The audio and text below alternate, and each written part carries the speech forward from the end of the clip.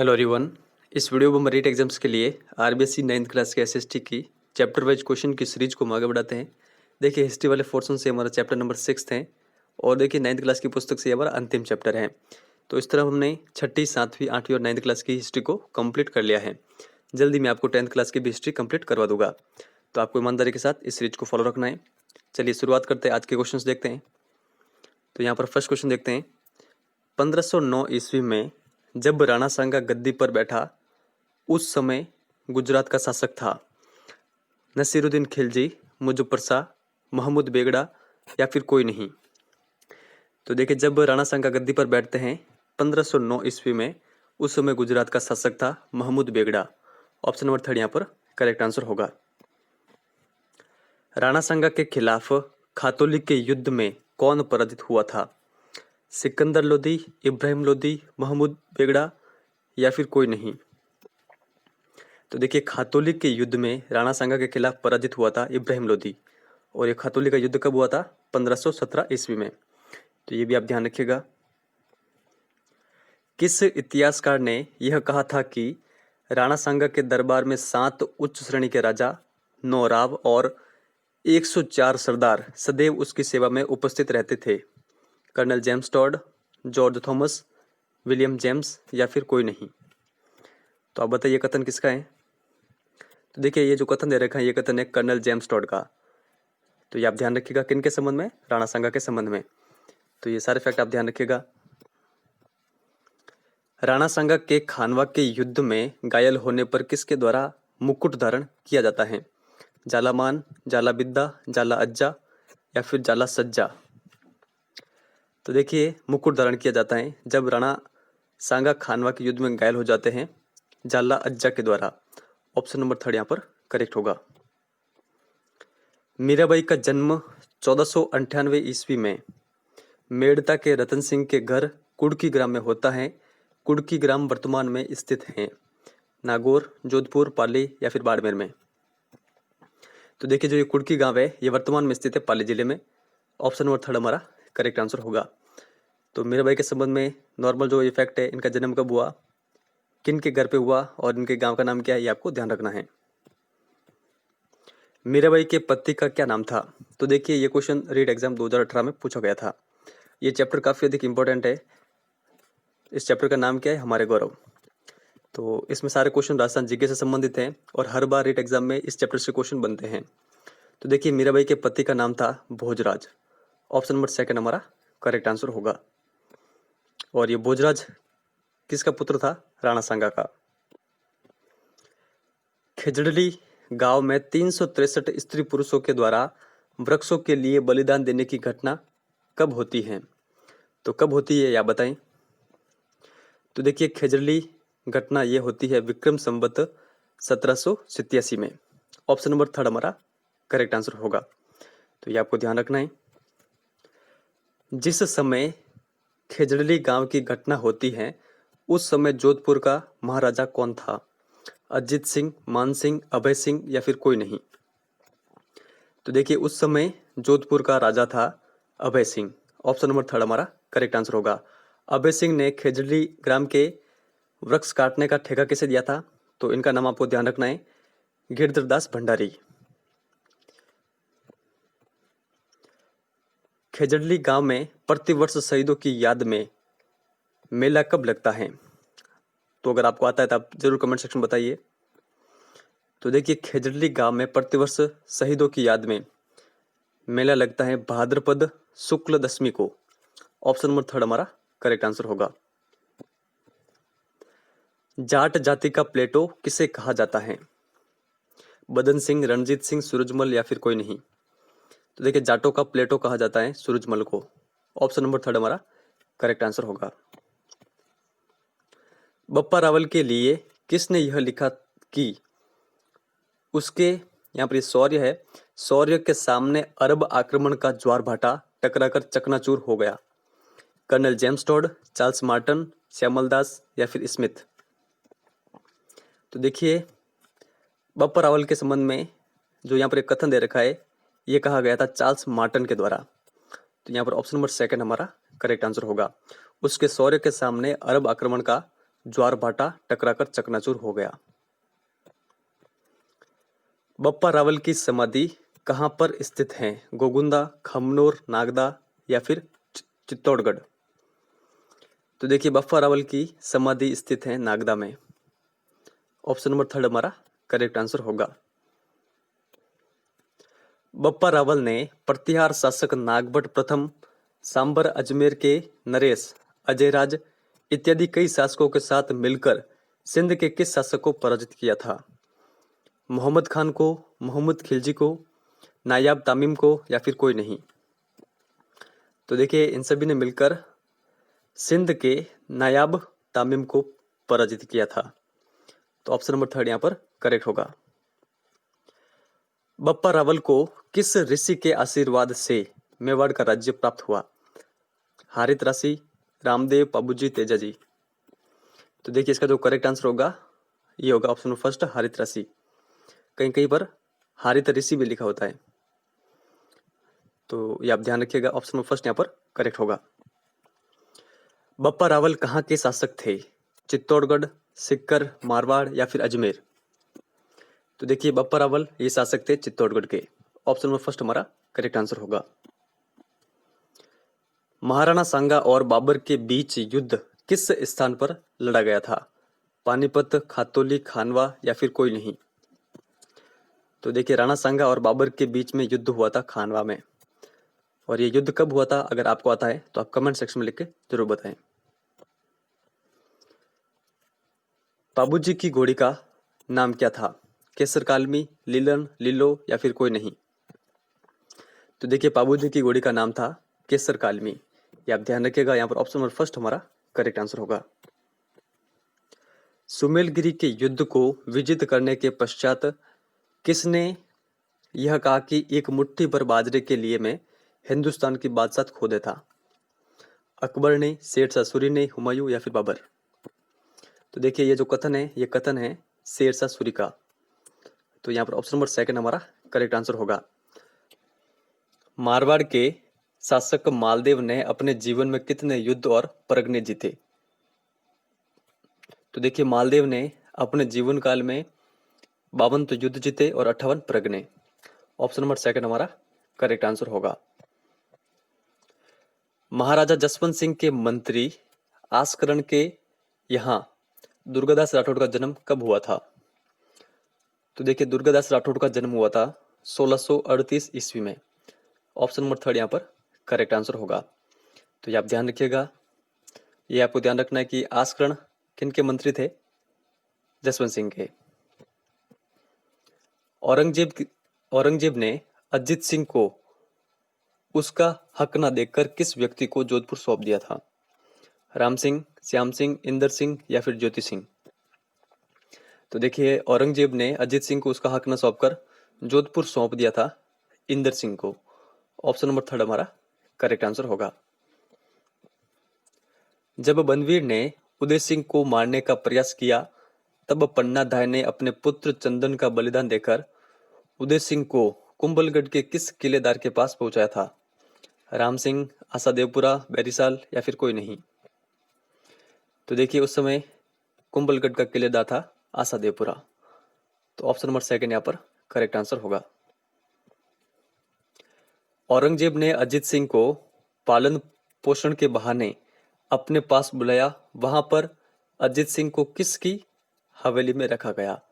रतन सिंह की हवेली, रूप सिंह की हवेली, जगत सिंह की हवेली या फिर कोई नहीं?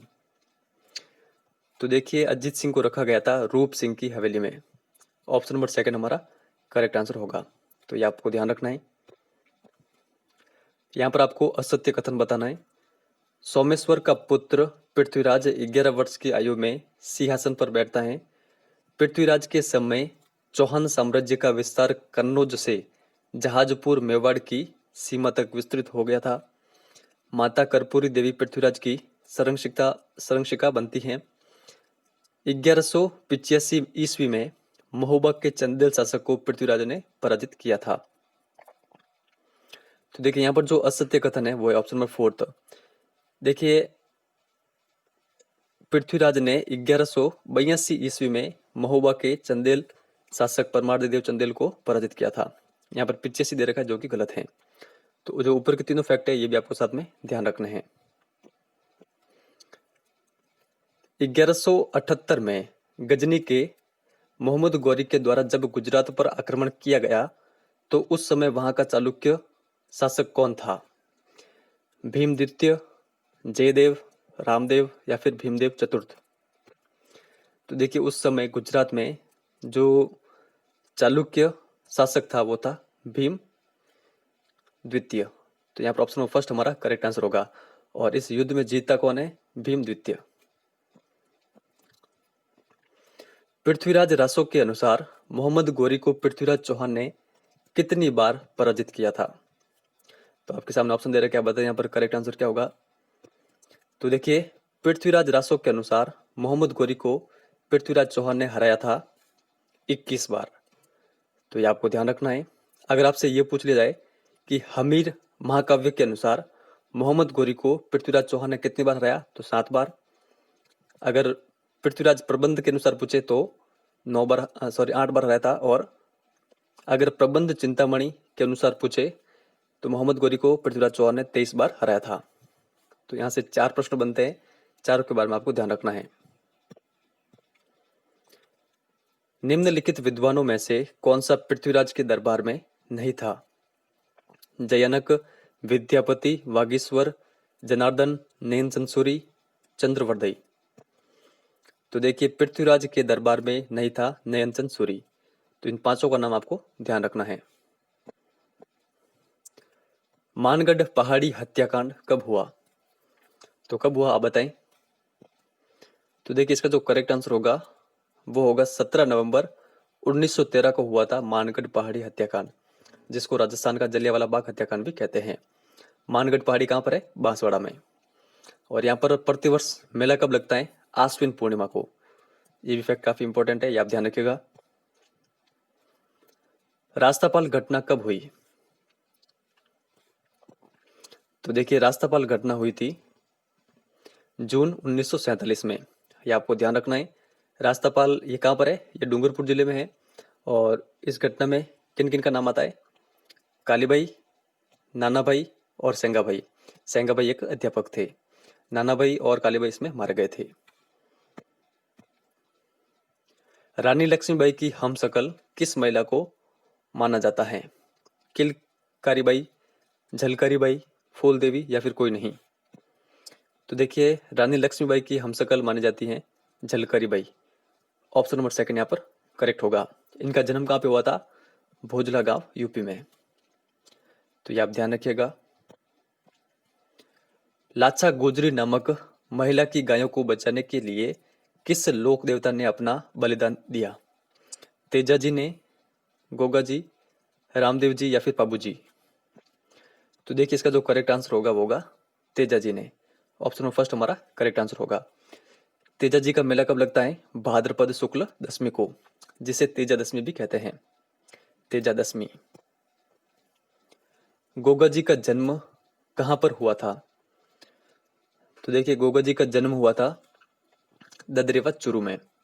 और लास्ट बार रीट एग्जाम में भी ये क्वेश्चन पूछा गया था कि ददरेवा में किन का मंदिर है? तो गोगा जी का। अर्जन व सर्जन किसके मौसेरे भाई थे? तेजा जी, गोगा जी, पाबू जी या फिर कोई नहीं? तो देखिए अर्जन और सर्जन ये दोनों मौसेरे भाई थे गोगा जी के, जो कि गोगा जी के खिलाफ लड़ते हैं। चांदा और डामा किसके सहयोगी थे? रामदेव जी के, पाबू जी के, गोगा जी या फिर तेजा जी? तो देखिए चांदा और डामा ये दोनों सहयोगी थे पाबू जी के। क्या आप ध्यान रखिएगा, यहाँ पर ऑप्शन नंबर सेकंड हमारा करेक्ट आंसर होगा।